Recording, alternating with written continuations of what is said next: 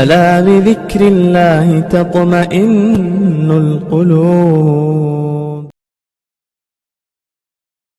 اخبار کی رپورٹ کے مطابق آسام کی مجموعی آبادی 3 کروڑ 12 لاکھ ہے. جب آسام میں NRC کے نفاذ کو عمل میں لایا گیا تو وہاں 50,000 لوگوں کو اس کام پر لگایا گیا. ہماری اپنی ریاست کرناٹک کی آبادی 5.5 کروڑ ہے اور یوپی کی آبادی 15 کروڑ ہے اور آسام کی آبادی کل 3 کروڑ 12 لاکھ. 3 کروڑ 12 لاکھ لوگوں پر NRC نافذ کرنے کے لیے 50,000 حکومت کے آفیسران لگے اور اس پر جو خرچ آیا تو وہ 1600 کروڑ روپے کا خرچ آیا. مزید لوگوں نے جو اپنا جو خرچ کیا کہ کاغذات بنانے کے لیے بھاگ دوڑ کام چھوڑ کر وہ الگ. اب اس تعلق سے یہ ہے کہ اگر پورے ملک میں NRC نافذ کیا جائے تو غور کیجئے کہ پوری آبادی تقریباً 135 کروڑ ہے. اس طرح سے 70,000 نہیں بلکہ 70 لاکھ کروڑ NRC پر خرچ.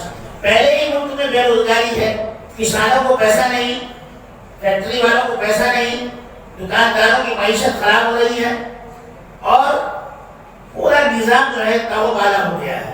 ایسے میں ان جگہوں پر خرچ کرنا جہاں ضرورت نہیں ہے, یہ کون سی عقل مندی کی بات ہے؟ یہ تو بیوقوفی کی علامت ہے.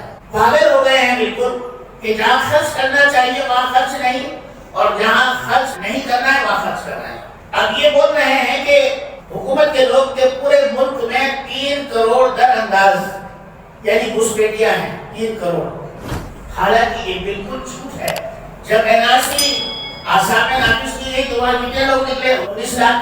پورے ملک میں کتنے نکلے ہیں؟ اور اگر مان لیا کہ 3 کروڑ آدمی گھسپیٹیے ہیں تو آپ ان پر کتنا خرچ کریں گے؟ ان کے لیے ٹیٹر سینٹر جو بنائے ہیں کتنے ہوں گے؟ وہ یہ ہندوستان کا الگ سے داخلی معاملہ ہے, لیکن اس پر جو خرچ آئے گا تو وہ اتنا ہوگا کہ ہم اس کو برداشت نہیں کر سکیں گے. 2008 میں لکھنؤ میں 3,000 افراد کو رکھنے کے لیے جیل بنائی گئی.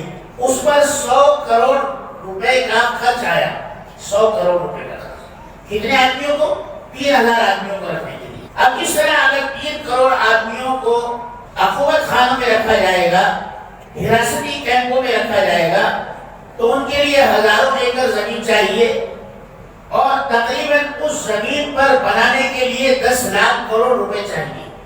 تصور کیجئے کہ جب یہ 3 کروڑ افراد جو حکومت دعویٰ کر رہی ہے, حالانکہ جھوٹا دعویٰ ہے, اگر ان کو ڈیٹینشن سینٹر میں رکھا جائے گا تو ان کے لیے کھانا, پانی, بجلی, دوائیں, تعلیم, ان سب پر کتنا خرچ ہوگا؟ حساب لگانے والوں نے بتایا کہ ہر سال ان لوگوں پر تقریباً 3.5 لاکھ کروڑ روپے خرچ ہوگی.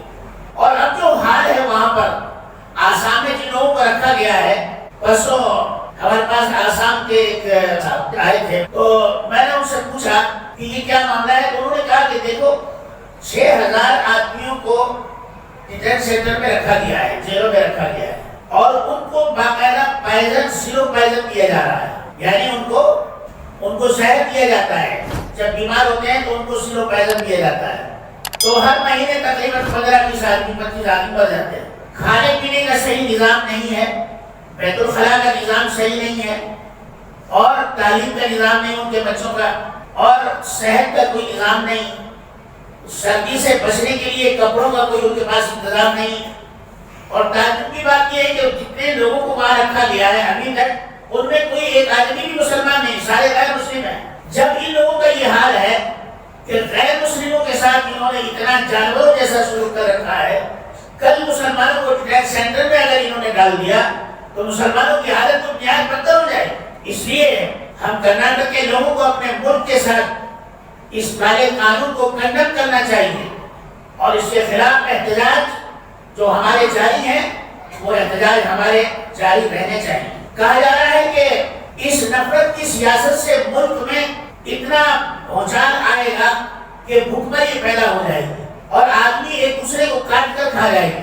یہاں جو رپورٹ ہے گورنمنٹ کو جو رپورٹ دے رہے ہیں اس کی بات میں کر رہا ہوں, یہ میری طرف سے نہیں کہہ رہا ہوں. اگر ملک کی معیشت سے 3.5 کروڑ روپے ملک کے دراندازوں کو پالنے پر ہر سال خرچ کیے جائیں گے تو پھر ہمارے اپنے عوام کی بہبودی کے لیے کیا ہوگا؟ عوام کا جو پیسہ خرچ ہوتا ہے سرکاری ہاسپٹلوں میں اور اسی طرح سبسڈی دی جاتی ہے اور بہت سارے سڑکوں پر اور دیگر چیزوں پر جو خرچ ہوتا ہے غریب لوگوں کے لیے اناج یہ راشن کارڈ سے دیا جاتا ہے، پھر وہ کہاں سے آئے گا؟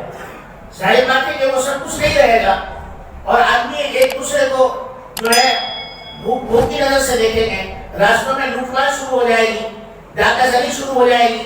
تو ملک کو جس طرح یہ لوگ لے جا رہے ہیں اس میں ملک کا یا ملک کے عوام کا کوئی فائدہ نہیں ہے۔